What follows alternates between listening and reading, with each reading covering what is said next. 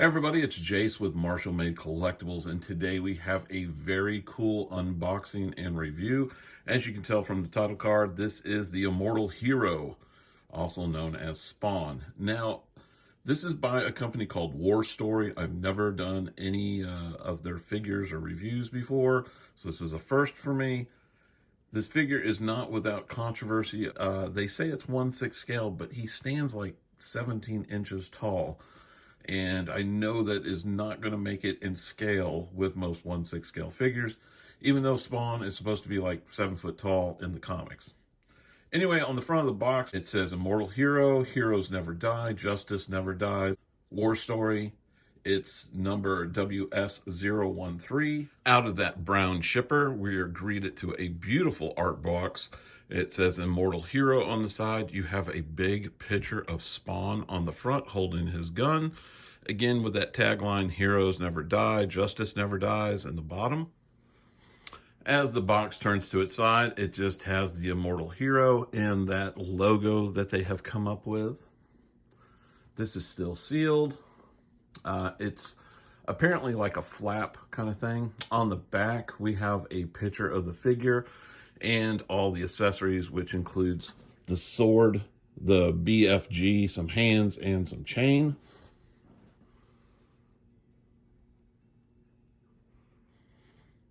And then when we come to the other side, it just says Immortal Hero again with that logo up in the corner. So like most of you, I've been dying to see this figure in hand.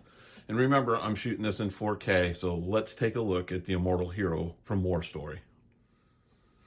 Okay, the box front is actually a huge magnetic flap. I guess you could use it as a backdrop to your figure. Do not see this fitting into a DTOF, but it is absolutely gorgeous. As you've got the Spawn figure sitting there on a throne, holding that big broadsword. Chains are going everywhere that have been photoshopped in, but it is absolutely gorgeous. Trying to show it all in its entirety, but with it being as big as it is, I am getting a glare from my camera lights, so I apologize for that. But I wanted to be able to show it unobstructed for a moment so you guys can see it. With the box flap out of the way and the foam topper off, you are greeted to Spawn standing there. Doesn't have his cape on, but this sucker is huge. We're talking like the size of like a NECA 18-inch figure, somewhere in that range, but just massive. I can see where all the weight of this thing comes from.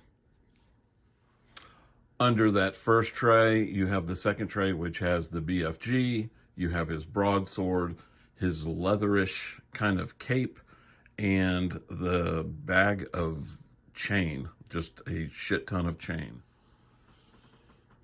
Okay, here I am with everything out of the box, and now what we can do is we can go ahead and bring stuff up and take a look at it individually. Let's start with the sword. Again, it is huge. It's got really nice paint details. It's extremely light. It's got a little cap that comes off so you can slide it through Spawn's hand. But it almost has that feel of like a Jack's Pacific type weapon or extra, if that makes sense. If you're buying this thinking this is going to be some high quality Hot Toys kind of material or detailing, it's not. I mean, like, the detail is nice on it and the paint is nice on it. They kind of did like an overspray on those eyes, so it has a little bit of a glow, but it is nowhere near like that, because I think it was molded, like when you take the cap off, it was molded in red plastic, and you can kind of see the red hinting through on the cracks. His BFG, very hollow, like blow molded plastic. It's got nice detail to it. No, the clip does not remove. Again, reminds me of something like what Jack's Pacific would put out for like their big figs. Not bad. I mean, but again, if you're going into it with this mind that you're getting like 1/6 scale normal quality that we're used to, you're not going to find it. We get a couple extra hands. These are very soft.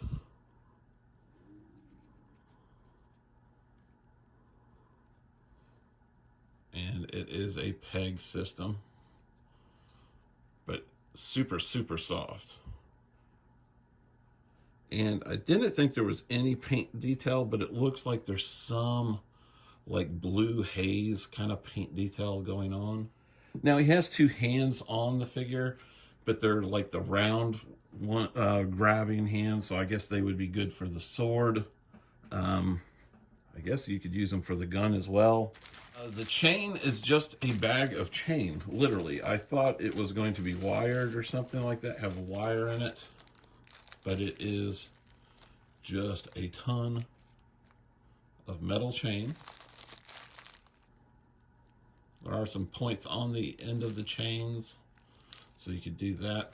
But you really want to probably put like a posable wire in there, but you're going to need some heavy gauge because the chain is so heavy. The cape is actually really nice, and it is huge. It's got almost a leathery kind of material on the outside, more of a felt satiny kind of on the inside. You have some plastic skulls clasp there with a real chain, and then you have snaps on here that will snap onto the costume. Of course, you have the high collar, that's all wired, and there is wire running through the cape, so you can get some really nice crazy poses. And we'll put that on him in just a second. Let's go for the figure now.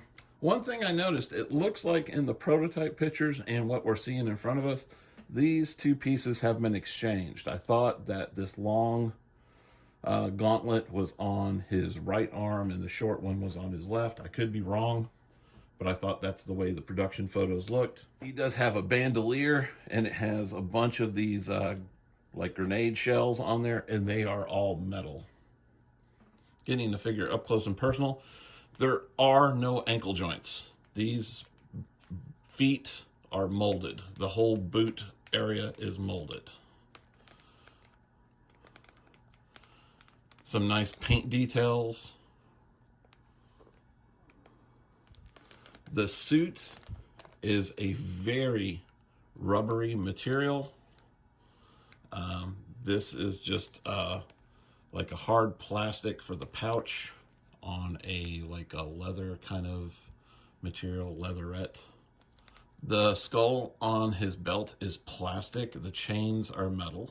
You've got some molded pouches. Again, you have a little skull on his backside. The belt's velcroed in place. Again, you have the bandolier, which is holding all these individual metal grenades. That gauntlet I was talking about that I thought was supposed to be on his right arm. Very nicely done. He's got a band along his bicep. The other gauntlet for his left arm. And finally, the head sculpt. And the head sculpt is really, really good. The only problem I have is they did this black wash in here, and they should have blacked out more of the eye. Instead, they got it into these creases here, which makes Spawn look like he's got eyelashes. Which a little paint will take care of that. The suit is really, really nice, but again, it is very rubbery. I don't think it will stand the test of time. This might be something that down the road you're going to have to replace with more of like a spandex suit, which probably wouldn't be that hard to do. I really am disappointed that the feet don't have any kind of articulation, especially this one. If this one wasn't, I can understand, but there is nothing there. As to the body, you got double jointed knees, no ratchet joints, so your legs kind of fall. I don't want to go too far because you can see how the material in the crotch is going to stretch there.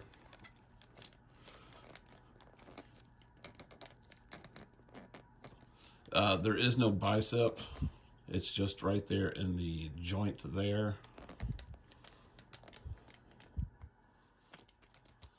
I don't see any extra. I think it's a single, yeah, it's a single joint in the elbow.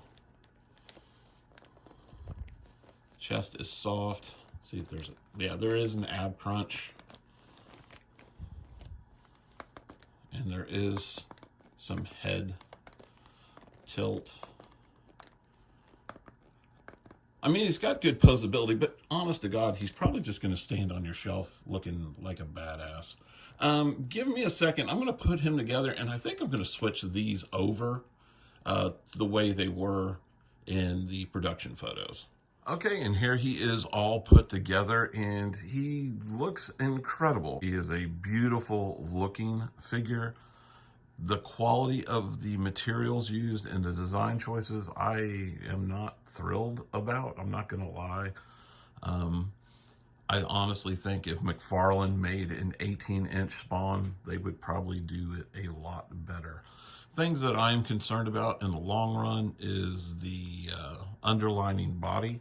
I don't think is quality, and that suit concerns the crap out of me over the long run. So I don't see doing any like massive bending poses because I would be afraid almost that it would get stuck to itself. Other than that, to have it in like a static museum type pose, I think it'll be badass and it will look absolutely incredible on the shelf. I will fix mine around the eyes so he doesn't look like Puss in Boots when he's begging to get rid of those eyelashes. Other than that, I really like the figure. Do I think it's worth what they're charging for it? Hells no. But it's a big ass Spawn figure. Now comparing it to a regular 1/6 scale figure, this is not even close to 1/6. I mean, like, he is freaking huge.